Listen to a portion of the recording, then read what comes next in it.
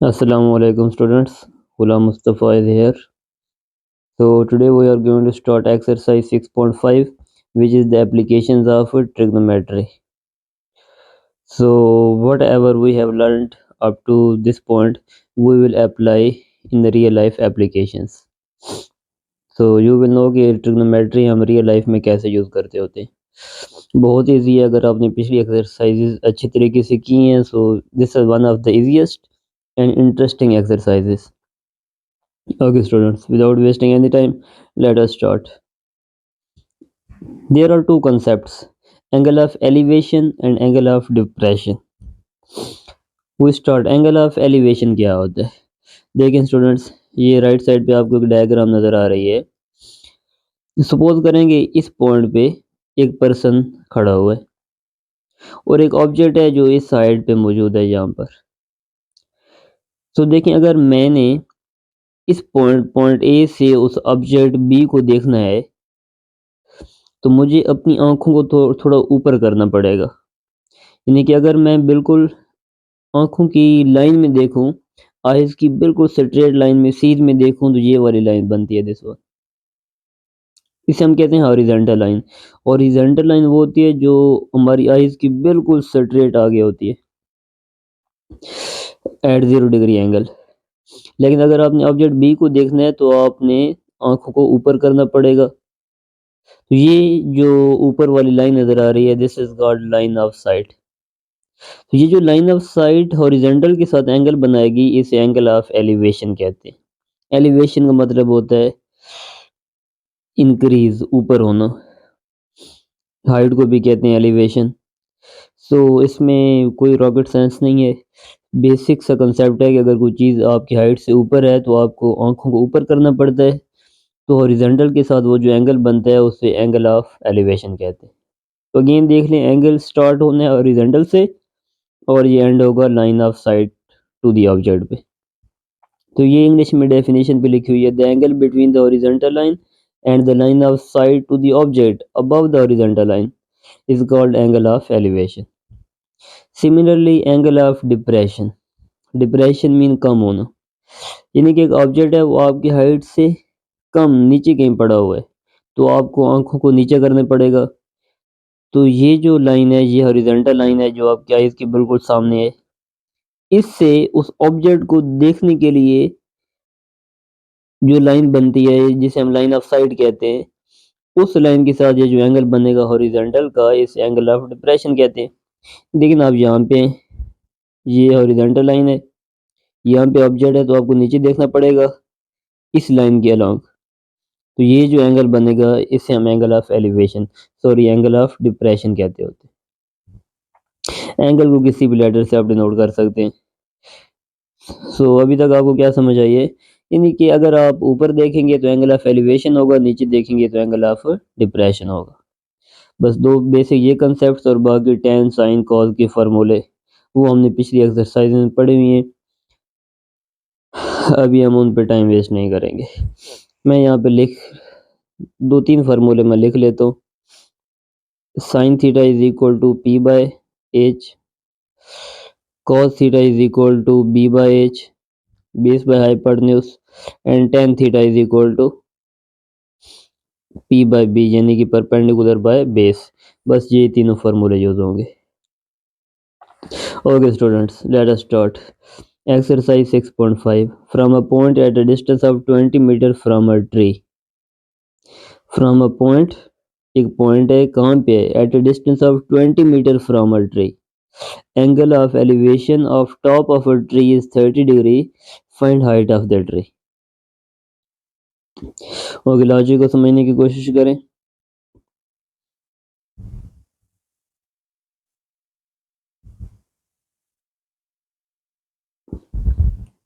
हमने एक ट्री की हाइट फाइंड करनी है। सपोज करें ये एक ट्री है, this is tree. From a point at a distance of 20 metre from a tree, यानी कि ये ट्री की बेस है, यहाँ से एक पॉइंट है वो 20 मीटर की डिस्टेंस पर है। So this distance is 20 metre. Angle of elevation of top of a tree, इस पॉइंट से जो एंगल ऑफ एलिवेशन है ट्री के टॉप का, तो ये वाली लाइन बन जाएगी, क्योंकि इस पॉइंट से आप एंगल ऑफ एलिवेशन ले रहे हैं। तो यहाँ से आप पहले एक हॉरिजॉन्टल लाइन ड्रा करेंगे जो कि पॉइंट का ट्री की बेस से डिस्टेंस हो गया, और ये वाला एंगल जो एंगल ऑफ एलिवेशन कहलाएगा। और ये वो कह रहे हैं कि सर ये 30 डिग्री है। ओके, सो आपने क्या फाइंड करनी है, height of the tree. Height तो ये हो गई है, यानी कि हाइट एक्चुअली क्या चीज़ है, perpendicular.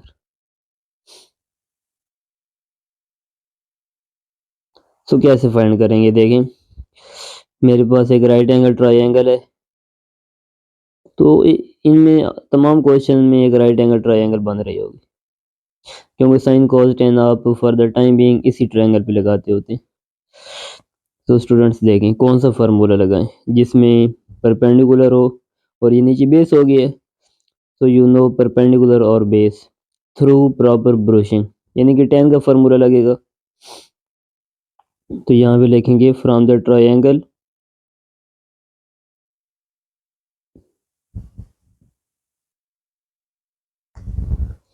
tan of angle, which angle, 30 degree, tan of 30 degree is equal to perpendicular, यानी कि h जिसको मैंने h रखा है डिवाइड बाय 20। 20 इधर डिवाइड हो रहा है, उधर मल्टीप्लाई हो जाएगा। So h is equal to 20 into tan of 30 degree. tan of 30 degree कितना होता है, 1/√3। अब 20 डिवाइड बाय √30 फाइंड कर लें। हम कैलकुलेटर यहाँ भी साथ में रख लेते हैं।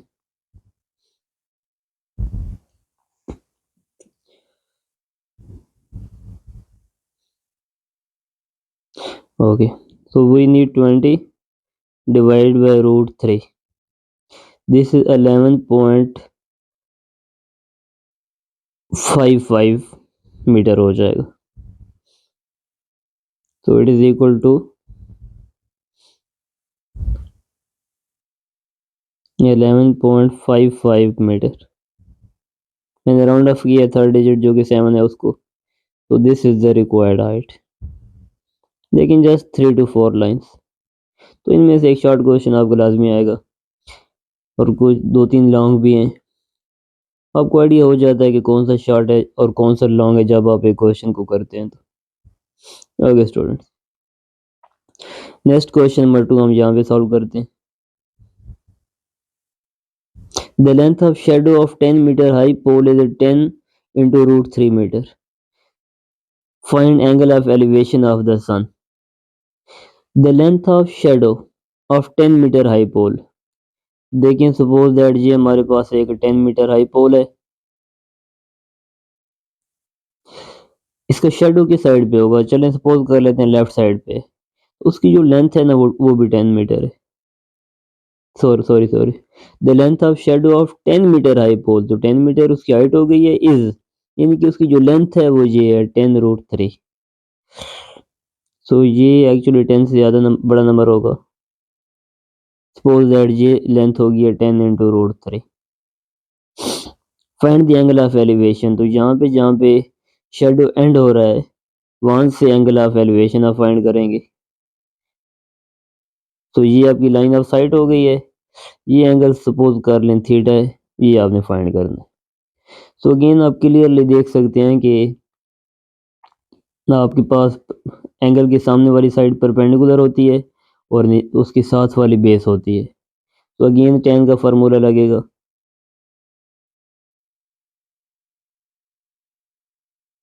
From the triangle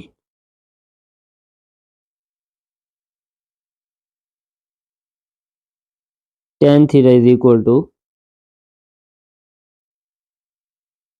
perpendicular which is 10 divide by base which is 10 into √3। Students ये 10 और ये 10 कैंसिल आउट हो जाएगा, we are left with tan theta is equal to 1/√3। 10 उस साइड पे जाएगा तो इनवर्स हो जाएगा, theta is equal to tan inverse of 1/√3। तो 1/√3 किस एंगल पे होता है, tan की किस एंगल पे ये वाली वैल्यू होती है। सो हम पिछली एक्सरसाइज में भी करते आए हैं, ये 30 डिग्री एंगल पे होती है। तो angle of elevation is 30 degree. ये आप कैलकुलेटर में पुट करेंगे 10 इनवर्स ऑफ 1/√3 और मेक श्योर कि आपका कैलकुलेटर डिग्रीज में सेट हो। ओके, सो ये आखिर में फाइनल स्टेटमेंट लिख लिया करें, एंगल ऑफ एलिवेशन इज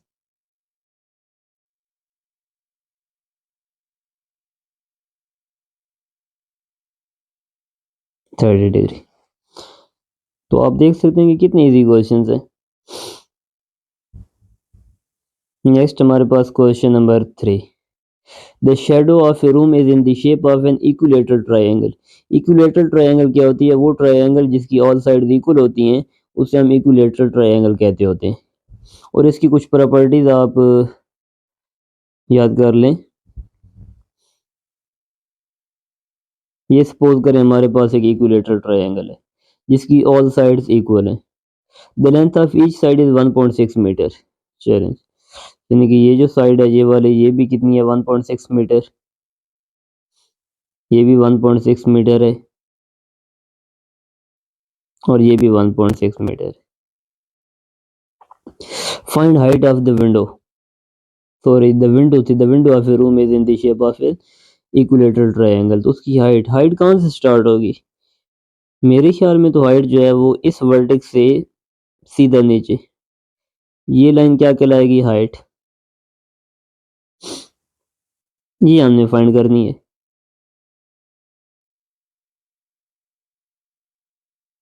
तो यहाँ पर ये 90 डिग्री का एंगल हो गया। एक और चीज़ आपने अभी याद रखनी है कि इक्विलेटरल ट्रायंगल में जब हम वर्टेक्स से नीचे हाइट ड्रा करते हैं, जो इसे हम परपेंडिकुलर भी कहते हैं, जब हम ये परपेंडिकुलर ड्रा करते हैं तो ये सामने वाली इस साइड को हाफ में कट करेगा। हाफ में कट करने का क्या मतलब है कि ये फुल लेंथ कितनी है? 1.6, तो हाफ कितनी हो जाएगी? 0.8 हो जाएगी। ये 0.8 बन जाएगा यहाँ से लेकर यहाँ तक, और ये आगे भी जो है ये भी 0.8 हो जाएगा। और इक्विलेटरल ट्रायंगल है तो each angle in equilateral triangle वो 60 डिग्री का होता है। तो ये एंगल आपका 60 डिग्री का हो जाएगा, उधर ये भी 60 डिग्री का हो जाएगा। हमें जस्ट एक ट्रायंगल की ज़रूरत है, वो हमें लेफ्ट साइड में मिल गई है, इसी को यूज़ करके हम हाइट फाइंड कर लेते हैं। तो देखिए स्टूडेंट, ये जो लेफ्ट साइड पे राइट एंगल ट्रायंगल है इसमें मेरे पास बेस भी है और मेरे पास हाइपोटेन्यूज भी है और मैंने हाइट फाइंड करनी है और मेरे पास एंगल भी है। सो इधर मैं कुछ वर्किंग लिख लेता हूँ। Question 3। In an equilateral triangle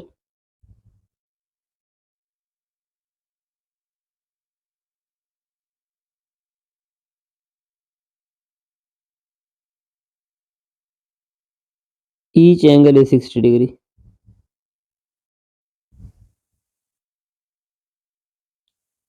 okay, तो हमने रीजन दे दिया कि हमने यहाँ पे 60 डिग्री क्यों लिखा है। फ्रॉम द ट्रायंगल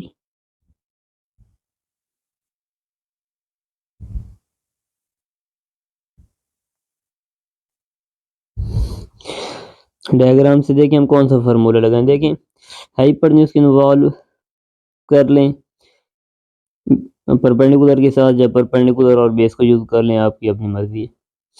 चलें, ये हाइपोटेन्यूज हो गया, ये परपेंडिकुलर हो गया।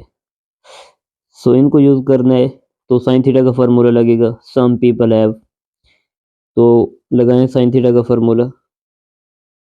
It will be sine 60 degree is equal to perpendicular. Perpendicular को हम एच कह रहे हैं, height of the window divide by hypotenuse which is 1.6। 1.6 इधर एज के साथ डिवाइड हो रहा है, उस साइड पे जाके ये मल्टीप्लाई हो जाएगा। तो it will be 1.6 into sine 60 degree, it is equal to 1.6 sine 60 degree होता है √3/2। अभी आप ये कैलकुलेट कर लें, ये आपको हाइट मिल जाएगी। सो 1.6 इंटू √3/2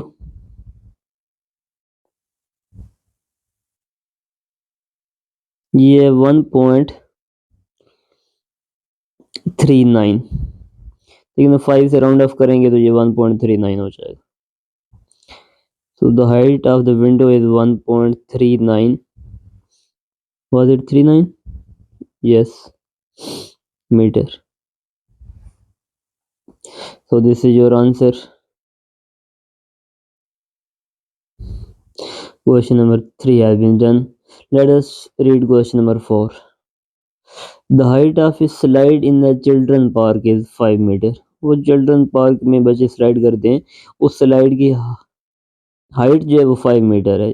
हाइट आप याद रखें ये वर्टिकल होती है, स्लाइड तो ऐसे होती है ना, तो ये वाली जो है लाइन ये क्या कहलाएगी, ये उस स्लाइड की लेंथ कहलाएगी। हाइट जो है वो उसकी कुछ ऐसे बनेगी। सो हाइट जो है वो 5 मीटर है। A girl standing at the top of the slide, यानी कि उस स्लाइड की टॉप पे खड़ी हुई है। Observes the angle of depression, तो टॉप पे खड़ी हुई है, कोई जमीन पे चीज को देखेगी तो उसको अपनी आंख के नीचे करनी पड़ेगी। इट मीन्स कि उसको एंगल ऑफ डिप्रेशन बनेगा। वो कितना है, 30 डिग्री।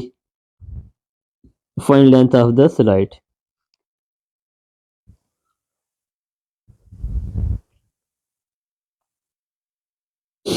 तो गिवन डेटा लिख लें, height of slide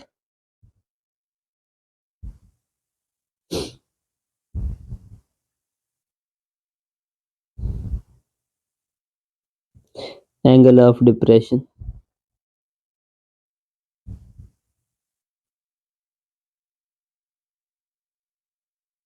it is equal to 30 degree, is it? Yes. Find the length of the slide, तो आपने स्लाइड की लेंथ फाइंड करनी है। देखिए स्टूडेंट्स, स्लाइड यहाँ पे बनाते हैं एक,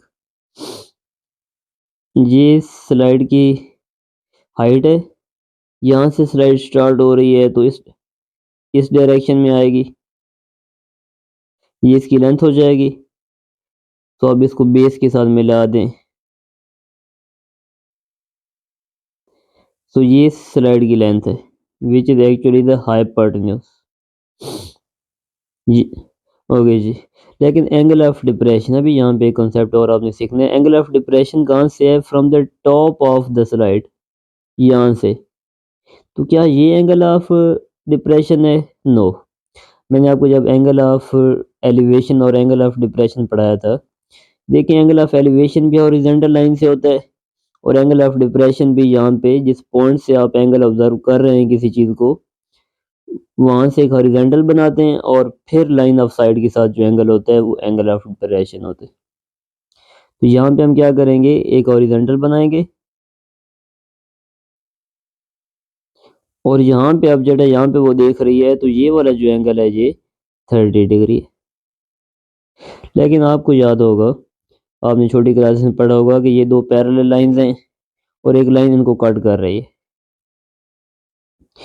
तो ये वाला एंगल और ये वाला एंगल, ये अल्टरनेट इंटीरियर एंगल कहलाते हैं और ये इक्वल होते हैं। अगर ये 30 डिग्री है तो ये वाला भी 30 डिग्री होगा, ये अल्टरनेट इंटीरियर एंगल कहलाते हैं। तो यहाँ पर भी देखिए, ये जो रेड वाली लाइन है और नीचे ब्लैक लाइन है, ये पैरेलल लाइंस हैं, और ये वाली लाइन इनको कट कर रही है। तो ये वाला एंगल और ये वाला angle, they will be equal. Okay students, तो ये कंसेप्ट यहाँ पे यूज होगा, और हाइट उन्होंने दी हुई है 5 मीटर। तो एंगल यानी कि एंगल ऑफ डिप्रेशन यहाँ भी बनना है, लेकिन हमने एक मैथमेटिकल कॉन्सेप्ट को यूज करके ये वाला एंगल फाइंड कर लिया, क्योंकि हमें ट्रायंगल के इनसाइड वाला एंगल फाइंड करना होता है, ये लेंथ फाइंड करने के लिए, या हाइट फाइंड करने के लिए, व्हाटसएवर। ये 5 मीटर परपेंडिकुलर हो गया, ये एंगल भी मिल गया, और हमने ये हाइपोटेन्यूज यानी कि लेंथ फाइंड करनी। तो I think it is now crystal clear to you from the diagram.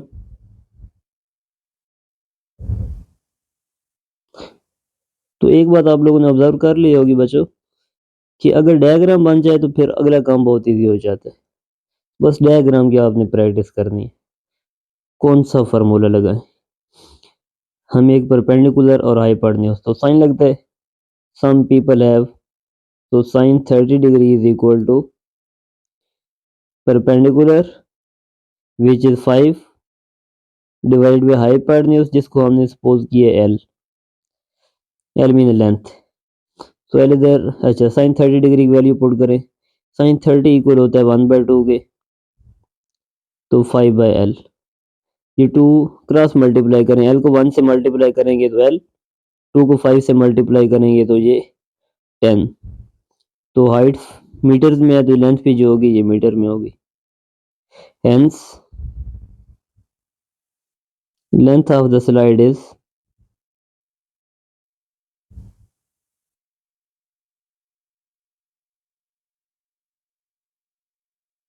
10 meters। Okay students, next question number 5. Two pillars of equal height standing on either side of a roadway। either side का मतलब होता है कि दोनों side पे, which is 1 meter 120 meter wide। again read करते हैं, two pillars of equal height stand on either side of a roadway which is 120 meter wide। यानी कि रोड की जो विड्थ है वो 120 मीटर है और उसके दोनों साइड पे 2 पिलर्स खड़े हुए हैं जिनकी हाइट सेम है। Okay, at a point on the road between pillars, pillars के दरमियान में एक पॉइंट पे the angles of elevation of the pillars are 60 degree and 30 degree. Find height of each pillar, एक हमने हाइट फाइंड करनी है, and position of the point, और बताना है कि वो पॉइंट जो आपने लिया है बिटवीन द पिलर्स वो कहाँ पे है। यानी कि सपोज करते हैं कि हमारे पास रोड है, दिस इज द रोड, और इसकी साइड पे यानी कि यहाँ पे और एक यहाँ पे दो पिलर हैं और उनकी हाइट इक्वल है। सपोज करें एक पिलर ये है और एक ये है, हाइट सेम रखी है हमने, और ये जो विड्थ है ये कितनी है, दिस इज, मैं इधर नीचे लिख लेता हूँ, यहाँ से लेकर यहाँ तक ये 120 मीटर वाइड है road. Eight a point on the road between pillars, एक जगह पे पॉइंट ले लेते हैं, फॉर एग्जांपल जहाँ पे ले लेते हैं। The angle of elevation of the pillars are, दोनों पिलर की एंगल ऑफ एलिवेशन फाइंड करें, यानी कि इस पॉइंट से लेकर पिलर की टॉप तक। तो एक एंगल ये बनेगा और एक एंगल दूसरे पिलर के लिए ये बनेगा, दिस वन, और 60 डिग्री एंड 30 डिग्री। तो अब देख लें 60, इस पॉइंट को अब बी कह दें, इसको ए कह दें, इसको सी कह दें, ओके स्टूडेंट, इसको डी कह दें, ई कह दें, इसको कोई भी नाम देने से फर्क नहीं पड़ता। अब 60 डिग्री किसको कहें, देखें ये एक लाइन है, ये हाइट है, यहाँ से ये वाला एंगल ज्यादा होता है, लेकिन थोड़ा सा दूर से जाएंगे ना तो ये एंगल कम हो जाएगा। ये एंगल ज्यादा है और ये देखिए थोड़ी सी लाइन नीचे आ गई है, ये एंगल कम है। तो ये चूंकि बी से डी, ये थोड़ा सा हम सी से करीब से ले रहे हैं तो ये एंगल ज्यादा होगा, यानी कि ये 60 डिग्री होगा, और वो ई थोड़ा सा दूर पॉइंट है तो ये लाइन थोड़ी सी नीचे हो गई है तो ये आपका तो कम एंगल होगा, यानी कि इसको हम 60 डिग्री सपोज कर लेते हैं। तो आई होप कि डायग्राम आपको समझ आ गई होगी। ये बी पॉइंट किसी भी जगह पे ले सकते हैं, मैंने सपोज कर लिया ये यहाँ पे। Okay, find height of each pillar, यानी कि ये हाइट हो गई है, फिर ये हमने फाइंड करनी है, और इधर ये हाइट हो गई है, इसको भी एज से डिनोट करेंगे क्योंकि दोनों हाइट सेम है। अब हम हाइट कैसे फाइंड करेंगे, देखिए हम मुझे दो राइट एंगल ट्रायंगल नजर आ रही हैं, एक ये वाली और एक ये वाली। ये टोटल डिस्टेंस 120 मीटर है। इस डिस्टेंस को अगर मैं चलें बी से लेकर सी वाला जो डिस्टेंस है इसको मैं सपोज कर लेता हूँ ये एक्स है, तो ये डिस्टेंस कितना हो जाएगा, यानी कि ए से लेकर बी वाला कितना हो जाएगा। अब चूंकि टोटल 120 है और बी से सी एक्स है तो ये कितना होगा, ये 120 में से वो एक्स माइनस कर लेंगे। देखिए ना ये टोटल जो लेंथ है ये फॉर एग्जांपल 100 मीटर है और यहाँ से यहाँ तक ये 20 मीटर है, तो ये कितना होगा, ये 80 होगा, यानी कि 100 माइनस 20। वही काम मैंने वहाँ पे किया। अब मुझे इन दो ट्रायंगल की बेसिस पता चल गई। ओके, अभी देखिए मैं इस क्वेश्चन को कैसे अप्रोच करता हूँ। From triangle BCD, right side वाली ट्रायंगल को मैं कंसिडर कर रहा हूँ। तो मेरे पास एक हाइट है और एक बेस में x है, सो यानी कि परपेंडिकुलर और बेस, तो tan का अप्लाई करेंगे formula. So tan 60 degree is equal to height divide by base.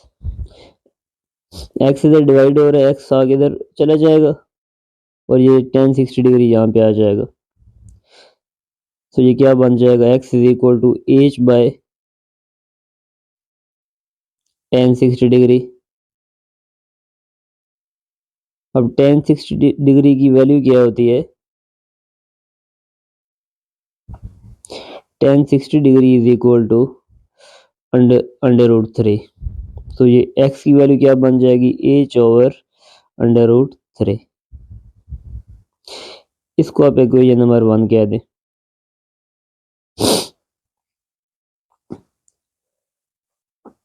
Next, from triangle take the other triangle ABE या BAE कह दें, व्हाट्सएवर, बस 3 वर्टिसेस को यूज करके नाम ही देना है। इस पे tan का फार्मूला लगाएं, tan 30 degree is equal to perpendicular यानी कि height divide by base which is 120 minus x। Okay students, अब ये 120 माइनस एक्स इधर डिवाइड हो रहा है, उधर जाके ये मल्टीप्लाई हो जाएगा। तो ये क्या बन जाएगा, h is equal to tan 30 की वैल्यू क्या होती है, पहले उसकी वैल्यू पुट कर दें।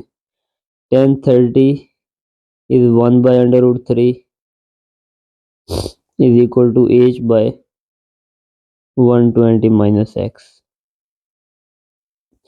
अब क्रॉस मल्टीप्लाई कर दें, या 120 माइनस एक्स इधर डिवाइड हो रहा है, उधर जाके मल्टीप्लाई हो जाएगा। तो h किसकी इक्वल आ जाएगा, 120 minus x divide by under root 3। अब x की वैल्यू पुट कर दें फ्रॉम इक्वेशन 1। इसको मैं ऐसे भी लिख सकता हूँ, 1 by under root 3 into 120 minus x. Put value of x from equation 1।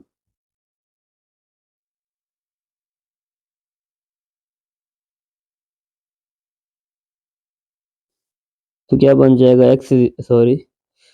ये h is equal to 1 by under root 3 और ये बन जाएगा 120 minus h by under root 3। अब स्टूडेंट्स ये 1 बाय अंडर रूट 3 अंदर मल्टीप्लाई कर दे, तो ये बन जाएगा h is equal to 120 by under root 3 minus 1 को h से मल्टीप्लाई करेंगे तो h divide by under root 3 को अंडर रूट 3 से मल्टीप्लाई करेंगे तो ये अंडर रूट 3 का स्क्वायर बन जाएगा, ये स्क्वायर और स्क्वायर रूट कट जाएंगे। तो क्या बच गया, h is equal to 120 by under root 3 minus h by 3। ये h बाय 3 यहाँ पे माइनस हो रहा है, लेफ्ट साइड पे आगे ये प्लस हो जाएगा। So it will become h plus h by 3 is equal to 120 by under root 3। LCM ले लें, यहाँ पे 3 उधर h से मल्टीप्लाई होगा, 3 इज द एलसीएम, ये बन जाएगा 3h plus h is equal to 120 by under root 3। यार डिनोमिनेटर सेम करने हैं ना, तो 3 से मल्टीप्लाई भी कर दें, डिवाइड भी कर दें। So students it will become 4h divide by 3 is equal to 120 by under root 3। So 3 इधर डिवाइड हो रहा है, उधर जाके मल्टीप्लाई हो जाएगा, 120 into 3 divide by under root 3। Next 4 यहाँ पे मल्टीप्लाई हो रहा है, उधर जाके डिवाइड हो जाएगा। तो h is equal to 120 into 3 divide by 4 into under root 3। 4 1s are 4, 4 3s are 12 और 0। सो एज की वैल्यू कितनी आ गई है? 30 को 3 से मल्टीप्लाई करेंगे 90।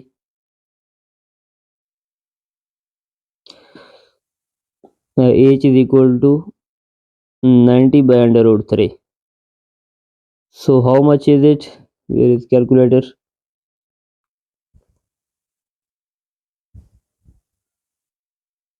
It is 51.96। राउंड ऑफ करेंगे तो ये स्टूडेंट देखें 6 से राउंड ऑफ करें ना तो पिछले में एक ऐड होगा तो ये 10 हो जाएगा, 10 का 0 और ये पिछले में एक और ऐड होगा तो ये 52 हो जाएगा। तो height is 52 metres.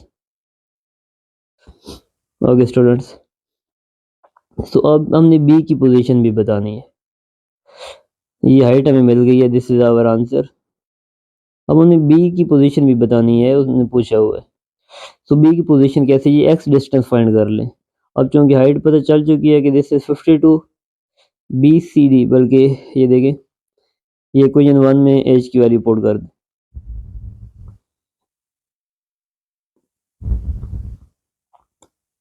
Value of h in equation 1 ये बन जाएगा x is equal to 52 divide by under root 3। Find this answer. Sorry 52 divide by root 3, तो दिस इज ऑलमोस्ट 30 मीटर्स। तो x is equal to 30 metres. अब देखिए हम b की position कैसे बताएंगे। हम कहेंगे कि b is 30 meter away from the pillar whose angle of elevation is 60 degree। तो b की पोजीशन हम इस तरीके से बता देंगे। hence point b is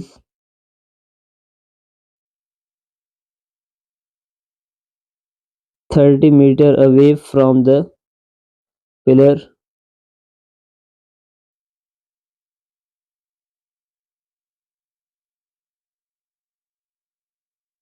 whose angle of elevation is 60 degree।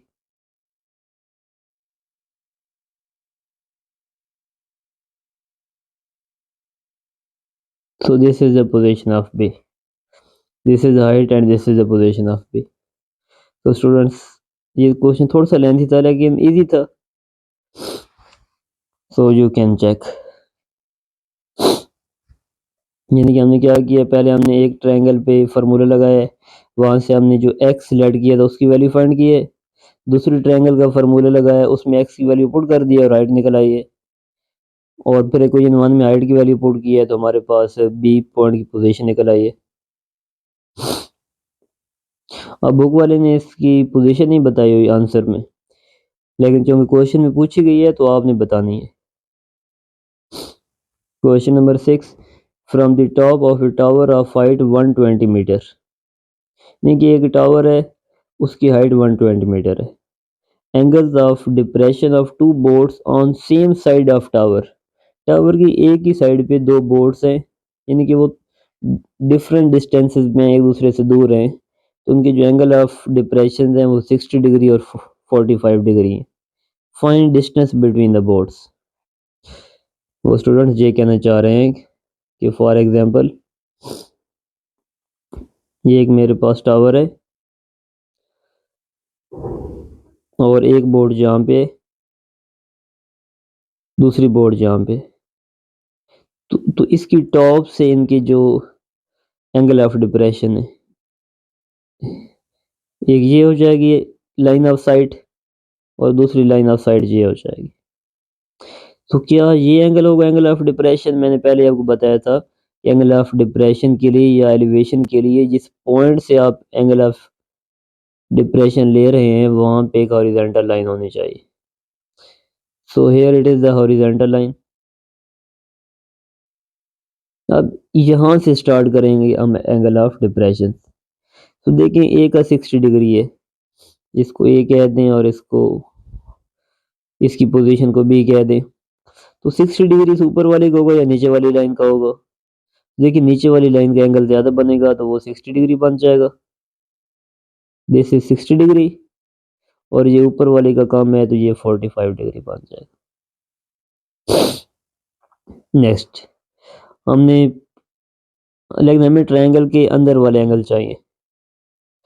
ये वाला एंगल कितना बनेगा, वही प्रॉपर्टी, ये दो पैरेलल लाइंस हैं, ये लाइन इनको कट कर रही है, सो ये वाला एंगल और ये वाला एंगल ये सेम होंगे, तो यानी कि ये 60 डिग्री होगी। सिमिलरली ये वाला एंगल, तो इसका इस लाइन के साथ एंगल ये सेम हो जाएगा।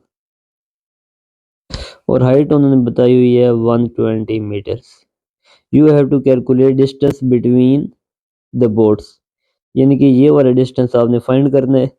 इसको आप नाम दे दें एक्स का, इस पॉइंट को सी कह दें, इसको डी कह दें।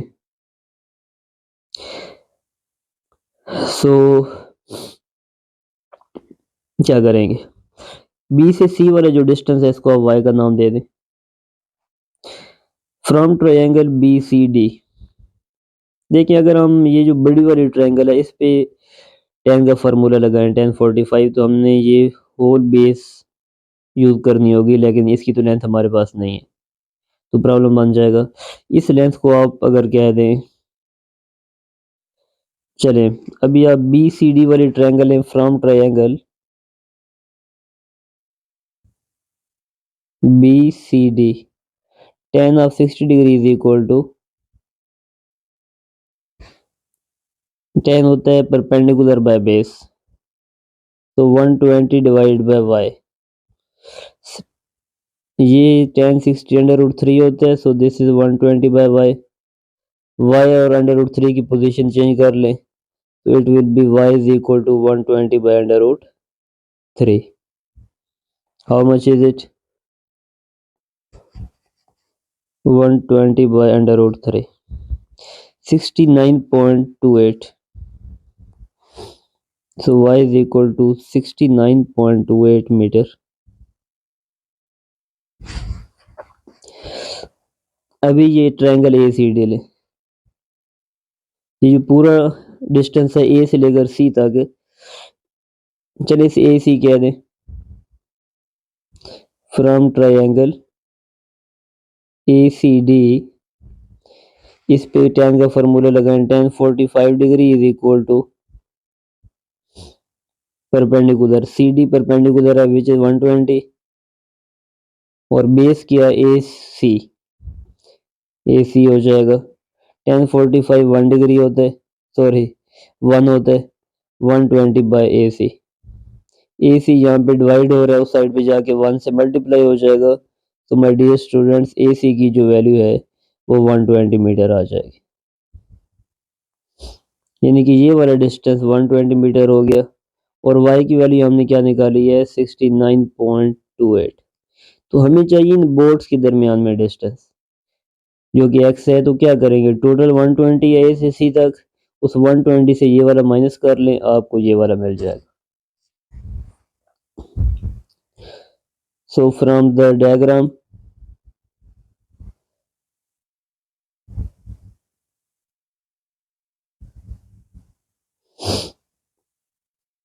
distance between the boards is,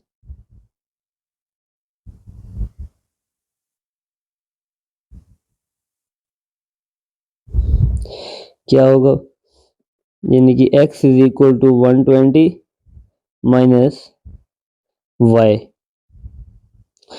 यानी कि 120 माइनस 69.28, यानी कि x इज इक्वल टू, ये माइनस कर लें, 120 minus 69.28 which is 50.72 meters. So this is the required distance. So देखिए स्टूडेंट्स, इस क्वेश्चन को देख लें, अगर कोई प्रॉब्लम है तो आई डोंट थिंक इसमें कोई प्रॉब्लम होगी। मेन चीज़ क्या है, आपको डायग्राम बनाना आती है, और यहाँ से क्या पता चला है कि जिस पॉइंट से एंगल ऑफ एलिवेशन या डिप्रेशन लेना है, वहाँ से पहले आपने हॉरिजॉन्टल लाइन ड्रा करनी है। सो बाकी तो वही पिछली एक्सरसाइजेज वाले प्रोसीजर्स हैं। अगले भी 2-3 क्वेश्चन इसी से मिलते जुलते होंगे। Two man on opposite sides of a tree. एक ट्री है, for example this is a tree. इसकी अपोजिट साइड्स पे दो आदमी हैं। एक फॉर एग्जांपल यहाँ पे है, एक को थोड़ा दूर कर लेते हैं यहाँ पे। They observe that angles of elevation of top of tree are 30 degree and 60 degree. एक angle of elevation 30 degree observe करता है और एक 60 डिग्री। तो चेक कर लें कि कौन सा 30 डिग्री ऑब्जर्व कर रहा होगा और कौन सा 60 डिग्री। जो करीब होता है उसका एंगल ज़्यादा होता है, जो दूर होता है उसका एंगल कम होता है। तो ये करीब है तो ये वाला जो एंगल बन जाएगा ये आपका 60 डिग्री बन जाएगा, और इस वाले दोस्त का जो एंगल ऑफ एलिवेशन बनेगा वो 30 डिग्री बन जाएगा। द हाइट ऑफ ट्री, देखें ये जो लाइन है येलो कलर में, सॉरी कौन सा कलर है ये, आई डोंट रिमेम्बर। ये ट्री है और इसकी हाइट कितनी बन गई है 15 मीटर। ठीक है, तो find the distance between the man, यानी कि ये वाला डिस्टेंस आपने कैलकुलेट करना है। इसको आप एक्स का नाम दे दें। अब आपको दो राइट एंगल ट्रायंगल मिल गए हैं। इन वर्टिसेस को नाम दे दें A B C D. Okay, so student सोचें क्या करेंगे। ए से बी का डिस्टेंस फाइंड कर लें इस ट्रायंगल से, बी से सी का डिस्टेंस फाइंड कर लें इस ट्रायंगल से, और उनको ऐड कर दें, आंसर आ जाएगा। Let us start. From triangle A B D,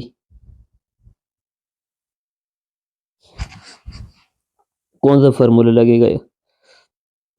perpendicular और बेस फाइंड करनी है तो ये 10 का लगेगा। tan 30 degree is equal to perpendicular divide by base A B है। 30 डिग्री होता है 1/√3 tan 30 डिग्री, तो ये 15 by A B. Cross multiply करें, ए बी 1 से मल्टीप्लाई होगा और √3 15 से, तो ये क्या बन गया 15/√3। अब दूसरी ट्रायंगल से बी सी फाइंड कर लें। From triangle B C D tan 60 degree is equal to opposite, यानी कि perpendicular divide by base is B C. tan 60 degree you know is √3 is equal to, तो बहुत अच्छी बात होगी कि अगर आप टेबल में जो 0 degree 45 degree 30 degree 60 degree 90 degree इस पे साइन कॉस tan की वैल्यूज याद कर लें।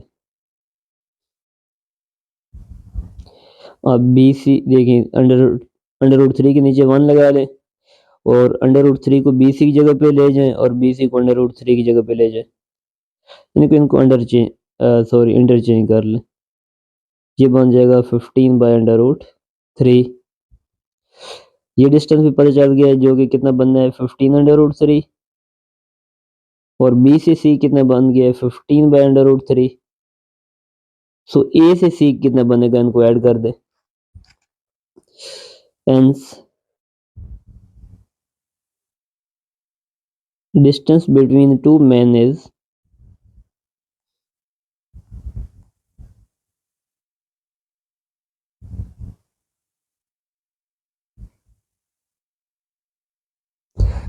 how much?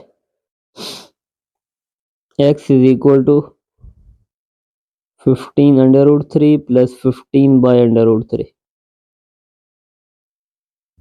Let us calculate.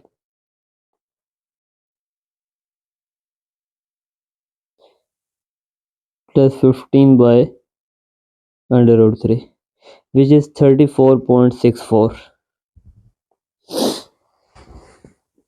34.64 meters. This is the required distance between two man. तो ये इसको एक्स लिखे है, तो आप स्टार्ट में लिख सकते हैं कि let the distance between two man B x. तो यही चीज़ हमने फाइंड करनी होगी लास्ट में। तो जो चीज़ सपोज कर रहे हैं वो इधर लिख लिया करें।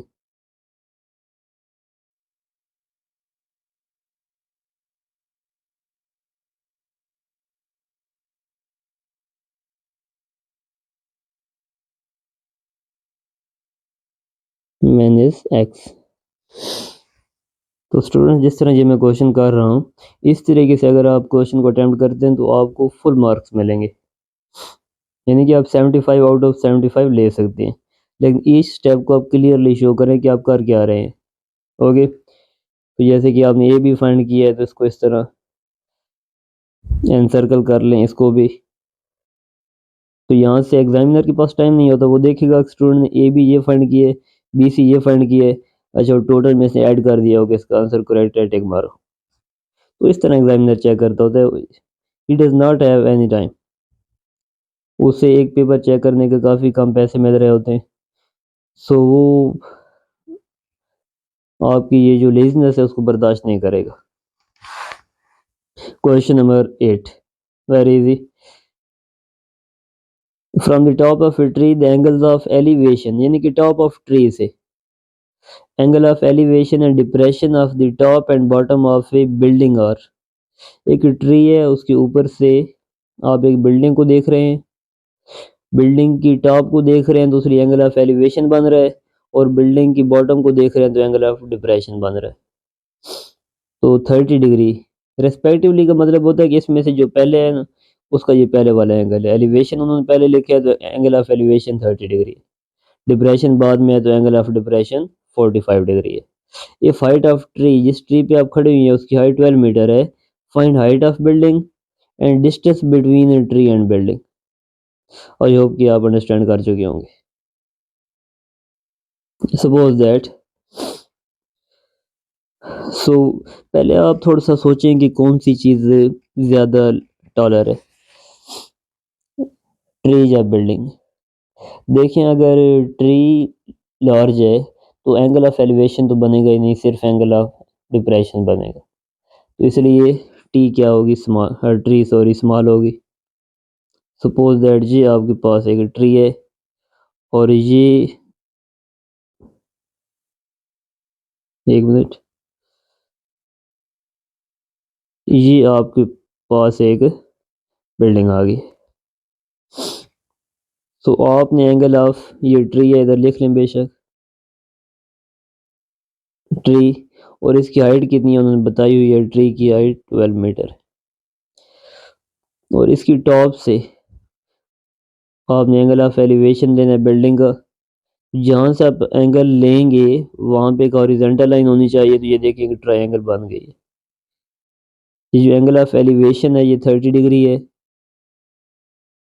और इसी पॉइंट से angle of depression of building, तो depression of, angle of depression mean कि बिल्डिंग की बॉटम को आपने देखना है। तो यहाँ से आपने एक लाइन बनानी है, ये वाली, ये लाइन ऑफ साइट हो जाएगी। ये वाला जो एंगल है ये एंगल ऑफ डिप्रेशन है विच इज़ 45 डिग्री। और distance between building and tree, इसे आप बिल्डिंग कह दें, बिल्डिंग और ट्री के बिटवीन में आपने डिस्टेंस भी फाइंड करना है। सो यानी कि I should say this is the distance between building and tree. इसे ए कह दें, बी सी डी ई।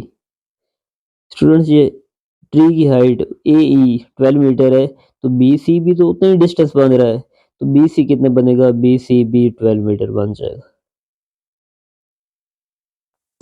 ओके, मैं इधर लिख देता हूँ, यहाँ से लेकर यहाँ तक ये 12 मीटर है। सो हमें क्या चाहिए, अगेन चेक कर लें, हाइट ऑफ बिल्डिंग यानी कि बी डी, इसे आप एच कह दें। अब मैंने अच्छी तरीके से चीज़ों को लेबल कर दिया। सो फ्रॉम द डायग्राम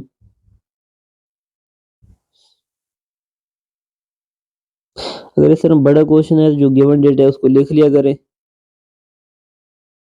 ताकि ज़रूरत पड़ने पर आपको डेटा इजीली अवेलेबल हो सके। From the diagram height of tree,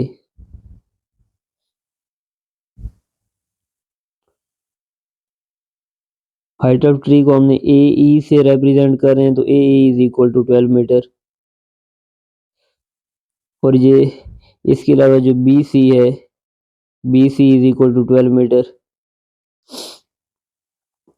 और distance between building and tree वो किससे रिप्रेजेंट करेंगे सोचें,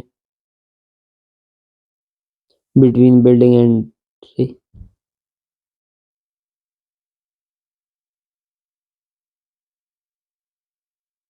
कौन से वर्टिसेस को यूज किया जा रहा है, ये ट्री ये बिल्डिंग, तो ये ए बी, ये हमने कैलकुलेट करना है। हाइट ऑफ बिल्डिंग ये भी हमने कैलकुलेट करनी है, which is equal to B D की इक्वल है, बी डी इसको हमने एज कहा हुआ है, it is equal to question mark. ये डेटा आपके सामने आ गया है, अब आप प्रोसीड कर सकते हैं। क्या करें स्टूडेंट्स, लेकिन दो राइट एंगल ट्रायंगल मिल रही हैं, कौन सी, E C D, sorry E C B and E C D. देखिए ये तो आपको 12 मिल गया है यहाँ से लेकर यहाँ तक। अगर मैं ये बेस फाइंड कर लूँ यानी कि ई सी फाइंड कर लूँ तो उससे मुझे ए बी भी मिल जाएगा कि मुझे इक्वल है। अब आप सोचेंगे ई सी कैसे फाइंड करें, from triangle E C B, तो ये मेरे पास बेस हो गई और ये परपेंडिकुलर हो गया, ये एंगल के सामने परपेंडिकुलर। टेन का फार्मूला लगाएं, tan 45 degree is equal to perpendicular, perpendicular कितना है बी से सी तक, ये 12 है, डिवाइड बाय बेस, बेस जो है ई सी है। टेन 45 डिग्री जो होता है ये 1 होता है और ये 12 बाय ई सी, तो ई सी उस साइड पे जाके मल्टीप्लाई हो जाएगा, which shows that E C is equal to 12 metre. But what, जो ई सी है वो इक्वल है ए बी के। So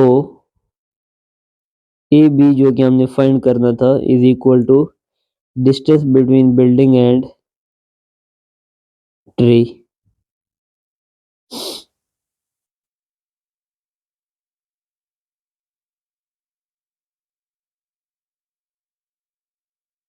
is equal to 12 metre. और ये वाली जो ई सी आ गई है ये भी कितना हो गया है 12 मीटर। ओके स्टूडेंट्स, अभी आप अगर डी सी फाइंड कर लें तो फिर हम बी सी को और सी डी को ऐड कर देंगे तो बिल्डिंग की हाइट आ जाएगी। तो now take triangle E C D,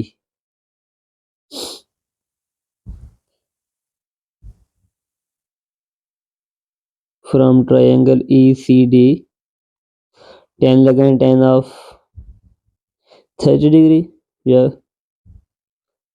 is equal to it is C D divide by E C यानी कि base, perpendicular by base, base 12 है हमारे पास, तो सी डी किसकी इक्वल आ जाएगा, C D is equal to 12 into 10 30 degree. 10 30 degree हमारे पास होता है 1 बाय अंडर रूट 3 के, तो ये कैलकुलेटर में पुट कर दें, 12 into 1 by under root 3, 6.93। So C D आ गया हमारे पास 6.93 metre. Height of the building किसकी इक्वल आ जाएगी, इन दोनों हाइट्स को ऐड कर दें,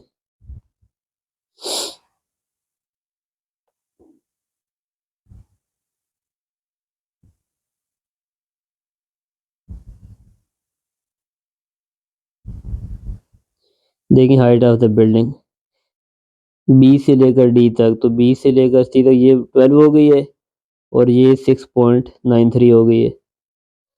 So it is 12 meter plus 6.93 meter, which is equal to 18.93 meter. So this is your answer. This is height of the building. तो लेकिन काफी इंटरेस्टिंग क्वेश्चन था. So you can see कि जो ट्रिग्नोमेट्री है कितनी पावरफुल ब्रांच ऑफ मैथमेटिक्स है. वो हाइट्स जो आप फिजिकली नहीं मेजर कर सकते वो आप इन फार्मूलाज को यूज करते हुए फाइंड कर सकते. तो ये क्वेश्चन नंबर 8 भी हो गया. ये क्वेश्चन लॉन्ग में आ सकता है. Question number 9. सो एक और चीज की देखिए, 2-3 कंसेप्ट हैं again and again, her question में वही चीजें रिपीट हो रही. तो मैं एक बात को बार बार रिपीट कर रहा हूँ. इसका पर्पस ये है कि वो जो बेसिक फार्मूले हैं वो याद कर लें, सारे क्वेश्चन हो जाएंगे. You will never regret this hard work. From a point A on ground पे एक पॉइंट ए है. कहाँ पे है? At a distance of 200 metre. उस पॉइंट से जो एक खास जगह से 200 मीटर दूर है, वो जगह कौन सी है? Angle of elevation of top of a tower is alpha. यानी कि वो जो पॉइंट है वो एक टावर से 200 मीटर अवे है. वहां से जो एंगल ऑफ एलिवेशन है टॉप ऑफ द टावर का वो अल्फा है. यानी कि देखें, ये टावर है,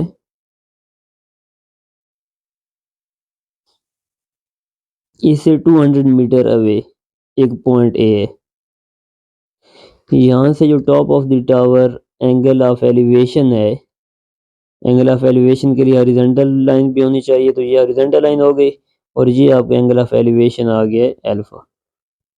okay my dear students, next ये फर्स्ट लाइन हो गई. There is another point B point. अच्छा एक और चीज, ये जो डिस्टेंस है यहाँ से लेकर यहाँ तक टावर तक, ये कितना डिस्टेंस है? This is 200 metre. There is another point B 80 metre near to the tower. यानी कि ए से वो 80 मीटर टावर से नियर है. यानी कि टावर से 2 पॉइंट दूर है, एक बी है और एक है जो बी है वो ए से 80 मीटर नियर आ रहा है, 80 मीटर उससे ज्यादा नजदीक है. देखिए ना, ए कितना दूर है? 200 मीटर. सो बी जो है वो इससे 80 मीटर ज्यादा नजदीक है. इसमें से 80 मीटर निकाल लें तो 200 में से जब आप 80 माइनस करेंगे ये 120 आ जाएगा. तो उसका जो डिस्टेंस होगा वो यहाँ पे फॉर एग्जांपल इतना है, ये 120 मीटर. बात आपको समझ आ गई आई होप. दोबारा सुन लें कि एक पॉइंट ए है, वहां से एंगल ऑफ एलिवेशन बताया गया है. फिर वो कह रहे हैं कि एक और पॉइंट बी है, वो ए से 80 मीटर ज्यादा करीब है टुवर्ड द टावर. तो हमने टोटल 200 था, उसमें से ये ए वाला डिस्टेंस निकाल लिया है, बाकी ये 120 मीटर रह गया. तो इसको सी कह देते हैं और इसको डी कह देते हैं. The angle of elevation of top of tower from B is beta. अगर बी से हम एंगल ऑफ एलिवेशन फाइंड करते हैं तो इससे हम बीटा कहते हैं. This angle is beta. If tan of alpha is 2/5. Okay, find height of tower. तो ये हाइट आ गई है,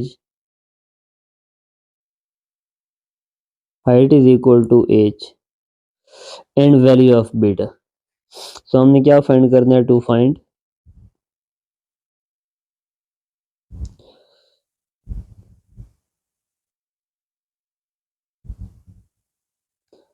height of tower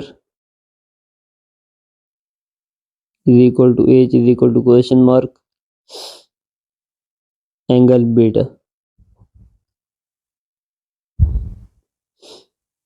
is equal to beta is equal to question mark. सबसे पहले देखें, अगर हम tan अल्फा को यूज करें सो उससे हमें हाइट मिल जाएगी. कैसे? ट्रायंगल ए सी डी को यूज करें. From triangle A C D, one of the easiest questions.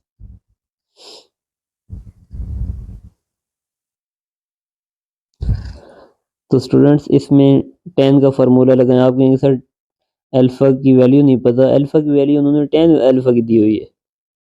तो tan अल्फ़ा इक्वल होता है perpendicular which is h divide by base which is 200। अब tan अल्फ़ा की वैल्यू दी हुई है 2/5, तो 2/5 is equal to h by 200। 200 इधर डिवाइड हो रहा है, उधर जाके मल्टीप्लाई हो जाएगा, और साइड को भी मैं चेंज कर देता हूँ। तो 200 इंटू 2/5, 5 1 ज़ार 5, 5 4 ज़ार 20 और एक ज़ीरो बच जाएगा, तो ये 40। 40 को 2 से मल्टीप्लाई करेंगे तो हाइट हमारे पास आ जाएगी 80 metre. 40 into 2 80 metre. This is height of the tower. हम बीटा पे आते हैं अभी। देखिए अब हाइट आ गया ना 80, तो इधर 80 लिख लें। नाउ अभी कौन सी ट्रायंगल यूज करेंगे, BCD।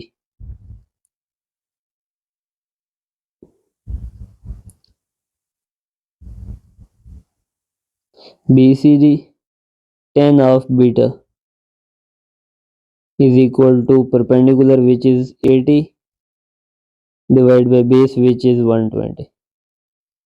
Okay students, beta is equal to tan उस साइड पे जाके इनवर्स हो जाएगा, तो beta is equal to tan inverse of 80 by 120। फाइंड करें ये, शिफ्ट tan 80 बाय 120 33.69। तो ये एंगल कितना आ गया, 33.69।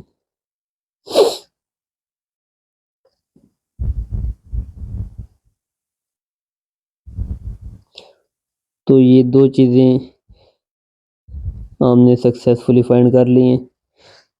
तो देखें स्टूडेंट, जब हम एक ट्रायंगल एक डायग्राम बना लेते हैं तो आगे सिंप्लीफाई करना कोई मुश्किल नहीं है। You can take screenshot. Okay, last question. बहुत सारे स्टूडेंट्स इस क्वेश्चन में कंफ्यूज हो जाते हैं, उनके बहुत इंटरेस्टिंग, बहुत इजी क्वेश्चन है। Late us start. अ बोट, एक कश्ती है, moving away from a light house, light house से दूर जा रही है। फिर क्या होता है, 206.6 मीटर हाई, उस लाइट हाउस की जो हाइट है वो 206.6 मीटर है। Takes 120 seconds to change the angle of elevation of lighthouse from 60 degree to 45 degree। Find the speed of the boat। पहले देखें लाइट हाउस बनाते हैं। This is the light house, थोड़ा सा लेफ्ट साइड पे हो गया, यहाँ पे बनाते हैं। This is the light house, और यहाँ पे एक बोट है। इस लाइट हाउस से उसका एंगल चेंज होता है 60 डिग्री टू 45 डिग्री, उसका जो एंगल ऑफ एलिवेशन है।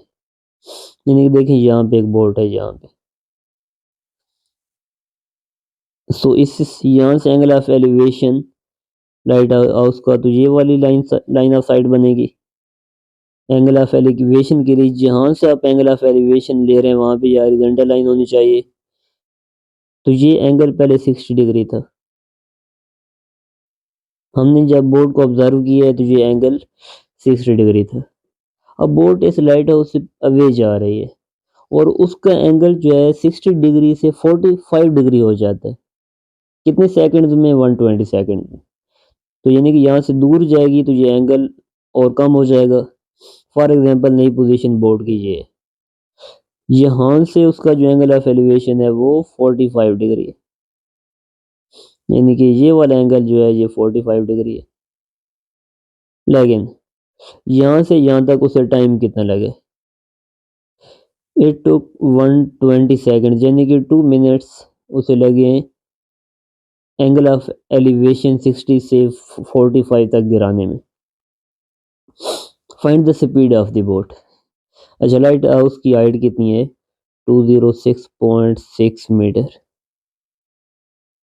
हमने क्या फाइंड करना है, बोट की स्पीड। देखिए हम इनको नाम दे देते हैं ए, बी, सी और डी। हम देखिए स्टूडेंट्स, स्पीड का फार्मूला क्या होता है, मैं इधर लिख लेता हूँ। स्पीड इज इक्वल टू आपने फिजिक्स में पढ़ा होगा, speed is equal to distance over time. I think ये सेकंड चैप्टर में, डिस्टेंस ओवर टाइम। तो टाइम तो हमें पता है कि बी से ए तक उसका टाइम 120 सेकंड लिया उसने। तो अगर मैं बी से ए तक का डिस्टेंस भी फाइंड कर लूँ, तो डिस्टेंस और टाइम को मैं डिवाइड करूँगा तो स्पीड आ जाएगी। तो यानी कि ये कुछ पिछले क्वेश्चंस की तरह ही है, ये डिस्टेंस मैंने फाइंड करना। अभी देखें स्टूडेंट्स, अगर मैं बी सी डी ट्रायंगल को लेके बी सी साइड ये फाइंड कर लेता हूँ, फॉर एग्जांपल एक्स, और फिर ए सी डी को यूज करके मैं ये पूरा फाइंड कर लेता हूँ, इसको मैं y कह देता हूँ, और फिर y में से x माइनस कर देता हूँ, तो ये डिस्टेंस आ जाएगा। सो फर्स्ट ऑफ ऑल हमारा क्या रिक्वायरमेंट है कि A B is equal to question mark. Okay, from triangle, अभी आप खुद भी आगे कर सकते हैं, from triangle A C D, इस पे tan का फार्मूला लगाएं, tan 45 डिग्री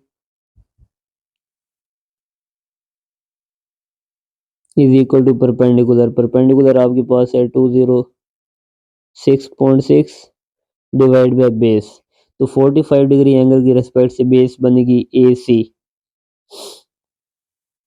ए सी tan 45 डिग्री स्टूडेंट्स 1 होता है, तो it is 206.6 over A C, A सी उस साइड पे चला जाएगा, तो ए सी की वैल्यू मुझे मिल गई है, ये भी 206.6 ही है।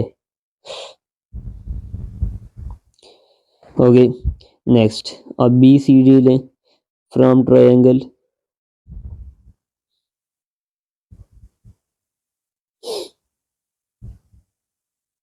B C D, again tan apply करें, tan 60 degree is equal to perpendicular divide by base, base है हमारे पास बी सी, मैं एक्स वाई के बजाय ये वर्टिसेस यूज कर रहा हूँ। tan 60 डिग्री कितना होता है, tan 60 डिग्री होता है under root 3 equal to 206.6 divide by B C, B C और अंडर रूट 3 को इंटरचेंज कर लें, it is 206.6 by under root 3, ये बी सी की वैल्यू आ गई। अब मुझे चाहिए ए बी, क्योंकि वो डिस्टेंस होगा, उस डिस्टेंस को टाइम से मैं डिवाइड करूंगा तो मुझे मिल जाएगा स्पीड। तो 206.6 डिवाइड बाय अंडर रूट 3,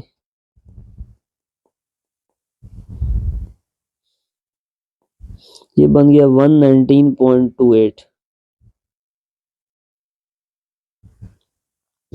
तो स्टूडेंट जो बी सी डिस्टेंस है, सॉरी ये क्या था, 119.28 मीटर। अब आप ए बी फाइंड कर सकते हैं। नाउ ए बी इक्वल है, ये जो पूरा है ए सी, इसमें से आप माइनस कर लें बी सी, यानी कि ए सी मेरे पास था 206.6 मीटर और बी सी निकला है 119.28 मीटर, तो ये कितना बन जाएगा 119.28,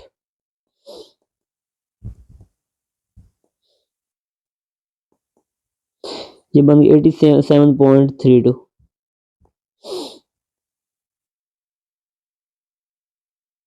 तो 120 सेकंड में जो बोट है उसने ये वाला डिस्टेंस कवर किया।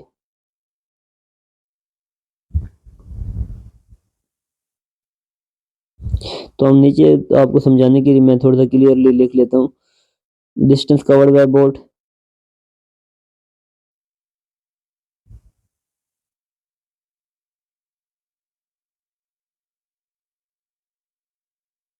is equal to 87.23 metre, time taken by boat